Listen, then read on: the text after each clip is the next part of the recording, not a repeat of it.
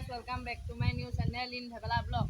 এফালে দেখিছে আপোনালোকে এখন কাঠনি বে যোনখন কাঠনি বে আকৌ কাঠিয়ে নাপায় বুলি ভাবিছে নেকি? হেল্ল' গাইছ, আজি মানে টপিকটো এইটো আমি মানে সৰুৰ পৰা ইমানেই উদ্গতি কৰিলোঁ কিন্তু আজিলৈকে উদ্গতি পথত আগ নাপাই আহিলোঁ। আপোনালোকে দেখিছে মোৰ পিছফালে এটা বৃহত্ত পুখুৰী, যোনটো পুখুৰীত এটা মাছ নাই বুলি ভাবিছে নেকি? ভাবিছে যদি হয়। আৰু এটা কথা আপোনালোকে চাগে নটিচ কৰিছে, মই এডাল চেইন পিন দেখোঁ, যোনডাল হৈছে ৰূপৰ চেইন।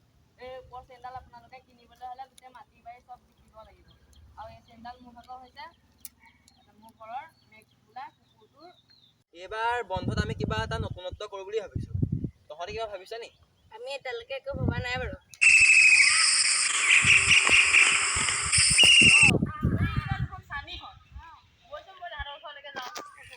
ঐ সৈকতচোন তন্ময়হঁত যাওঁচোন, তাহাঁতেও কিবা নতুন কথা ভাবিছে নি সুধোগে। সুধোচোন গ'ল।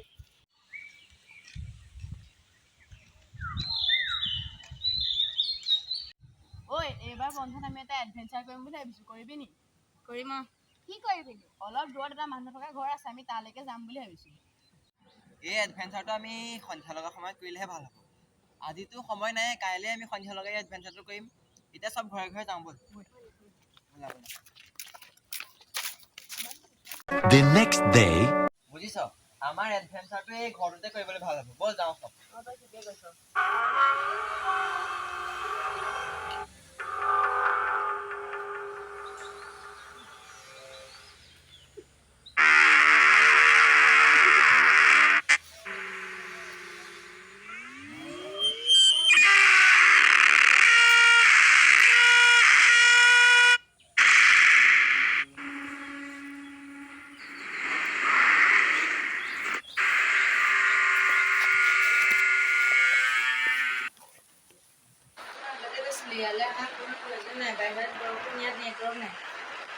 ইয়াত নেটৱৰ্কে নাই। মোৰ ইনষ্টাগ্ৰামৰ ষ্টৰিটো আপলোড নহ'ল।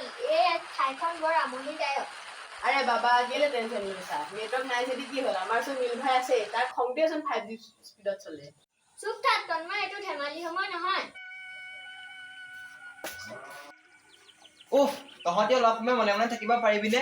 মই কিবা শব্দ এটা শুনিবলৈ পাইছোঁ। এইটো কিহৰ শব্দ? ইয়াত কোনোবা আছে নেকি? ঘৰলৈ সোনকালে যাওঁ ব'ল, মোৰ ভয় লাগিছে। তহঁতি ভয় নাখাবি, এইটো কোনো ভূত প্ৰেতৰ শব্দ নহয়, এইটো কোনোবা মানুহৰ মনৰ কথা। আজিৰ দিনতো কোনোবাই এনেকৈ বাহিৰ সুৰ বজাই নাই, আমি চোন মোবাইলৰ হেডফোন লগাই গান শুনাটোহে জানো। সেইটোৱে আমাৰ ভুল। যন্ত্ৰৰ শব্দই এই প্ৰকৃতিয়ে মানুহৰ হৃদয়ৰ কথাবোৰ পাহৰি গৈছো। চাওঁচোন ব'ল এই শব্দটো ক'ৰ পৰা আহিছে। চাচোন ব'ল।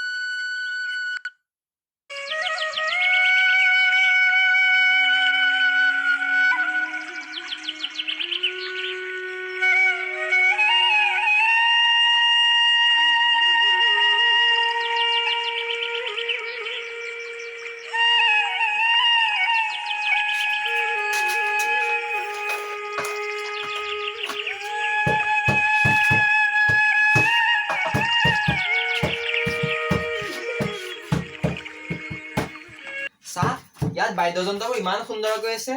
যন্ত্ৰৰ পৃথিৱীত মানুহৰ হৃদয়ৰ স্পন্দন হেৰাই গৈছে। এইটো তেন্তে এজন শিল্পীৰ ঘৰ আছিল।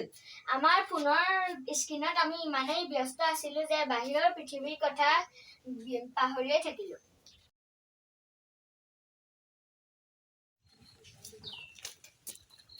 বুজিছ, আমি এই মোবাইলৰ জগতখনৰ পৰা অলপ বাহিৰলৈ আহিব লাগিব।